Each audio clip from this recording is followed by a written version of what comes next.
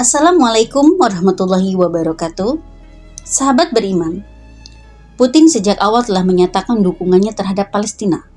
Bahkan bentuk keseriusan atas dukungannya, Putin memberikan bantuan nyata. Lalu apa saja yang Putin kirimkan untuk membantu Palestina? Silakan teman-teman semua atau sahabat beriman semua saksikan video ini sampai selesai. Dan jangan lupa untuk yang belum subscribe, untuk subscribe, like, komen, dan share video ini. Dari pertama munculnya penyerangan atau saling serang antara Israel dan Hamas, Putin dengan tegas menyatakan dukungannya untuk Palestina. Mulai dari mengecam Israel akibat perbuatannya yang menyerang Gaza hingga ungkapan bahwa Israel adalah perampas tanah Palestina. Putin menilai perampasan tanah Palestina oleh Israel menggunakan cara kekerasan atau militer. Pada saat negara-negara lain sibuk menyebutkan bahwa penyerangan Hamas terhadap Israel adalah teroris, Putin tidak pernah sama sekali melontarkan pernyataan tersebut, seperti negara lainnya. Bahkan Putin menyeret nama Amerika Serikat sebagai dalang dari penyerangan Israel kepada Palestina. Menurut Putin, apa yang terjadi saat ini akibat dari kegagalan kebijakan Amerika Serikat di Timur Tengah. Amerika dianggap tidak peduli terhadap rakyat Palestina sebagai negara. Sudah terlalu lama Amerika dan Barat mengabaikan kepentingan dan keselamatan serta keberlangsungan kehidupan rakyat Palestina. Bahkan ini terjadi sejak tahun 1967. Malah mereka mendukung aksi Israel. Saat penyerangan terjadi di rumah sakit di Gaza, rumah sakit Al-Ahli, dan menewaskan ratusan orang, Putin kembali menyerukan atau mengungkapkan keprihatinannya terhadap warga Palestina. Dan dia berpikir bahwa apa yang terjadi di Gaza adalah hal yang sangat memprihatinkan.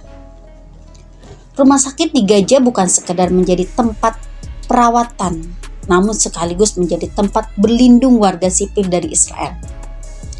Serangan ini juga memakan korban jiwa hingga tembus angka 3.000. Melihat angka ini, Putin menilai agar harus segera dihentikan dan Palestina harus segera membentuk ibu kota di Yerusalem. Dan di rencana itu tidak bisa ditunda lagi. Dukungan Putin tidak hanya omongan belaka, tetapi dibuktikan dengan lewat kiriman bantuan ke Gaza.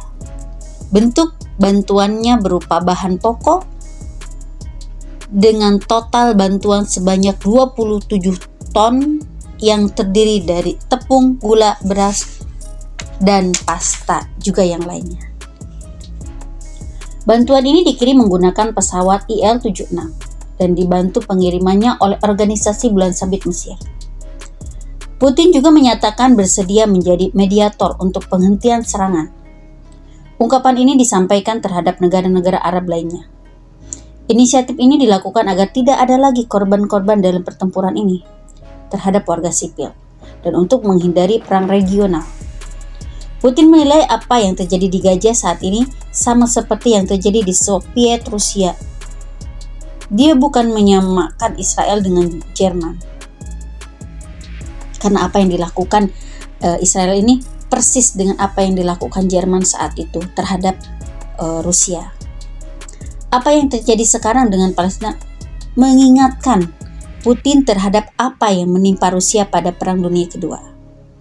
Putin adalah salah satu kepala negara yang memperlakukan umat Islam dengan baik. Dan dia menilai apa yang terjadi saat ini di Palestina berkaitan pula dengan agama. Putin merupakan kepala negara yang sangat membela Islam. Beberapa lalu Putin dengan tegas mengecam aksi pembakaran Al-Quran yang dilakukan warga atau negara barat. Dia pun begitu menyambut hangat ketika ada Muslim dari Rusia yang terlibat terhadap pemerintahan dan mengucapkan selamat jika ada hari-hari besar Islam. Hingga Muslim di Rusia sangat berterima kasih terhadap Putin. Di Rusia, membakar kitab suci Al-Quran sangat terlarang, meskipun di negara barat tindakan itu dianggap normal dan hak setiap orang. Menurut Putin, Al-Quran adalah kitab suci yang harus dijaga dan dihormati. Terlihat ketika Putin dihadiahi Al-Quran oleh bangsa Arab, Putin memegang Al-Quran dengan kedua tangannya, memeluknya.